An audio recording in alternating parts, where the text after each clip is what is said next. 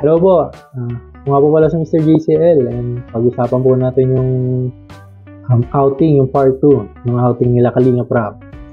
So, nagkaroon ng ng tapatan ng mga magkaka-partner, magkaka-love team ng mga Kalingap.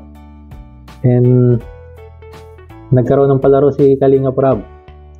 Yung palaro yung yung kailangan mo yung may word na kailangan mahulaan nung kapartner niya, kailangan niya i-express gamit yung sarili niya. Yung na-express niya yung word na pinahulaan at masagutan ng kapartner nito. Medyo nakakatawa talaga yung mga nangyari doon. Yung kay Kalingap Edu, yung kay kila Edsy. Yung Edsy, tambalang Edsy. Yung nakuha ni Edu is yung I love you. Pero ang dali niya agad na na-express kung ano yung word na hulaan. Yan, nasagutan rin naman agad. Then yung sumunod, yung sa Jomcar naman, yung isa, parang will you marry me?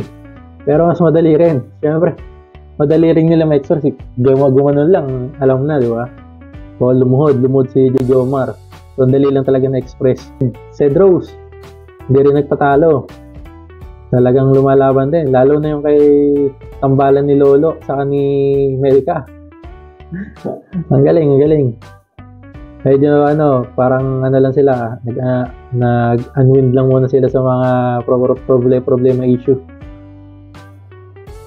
And yun. And after nun, ang nanalo pala sa larong yun, yung si Lolo saka si Melka. Ang galing ng dalawang yun. Bali, ang nagpangharap dun sa huling laban is si Jomcar at si Melka, si Lolo at si Melka. And grabe yung laban nandun kasi yung parang ang rules na lang nila Kalingap Rap doon is pabilisan na lang ng makahula. And sa bandang huli, ang nanalo si Lolo at si Melka. Yung winning nila yung Cinderella.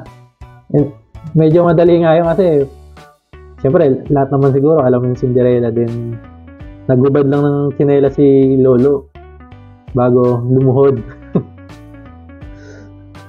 So yun, nanalo sila.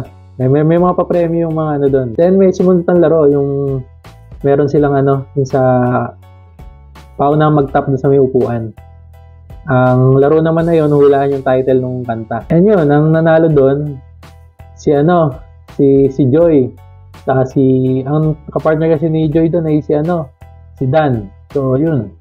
Sila yung nanalo. Pero, matindi rin yung labanan doon. At sigurado sa outing na to, maraming mga manonood ang natuwa. Dahil, nagsama-sama yung mga magkakatandem doon.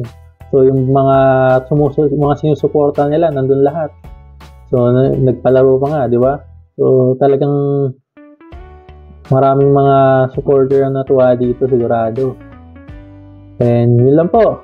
Kung di ka pa po nakapag-subscribe sa aking channel, mag-subscribe ka na para updated ka pa sa mga susunod ko pang i-upload. So yun lang po. Thank you!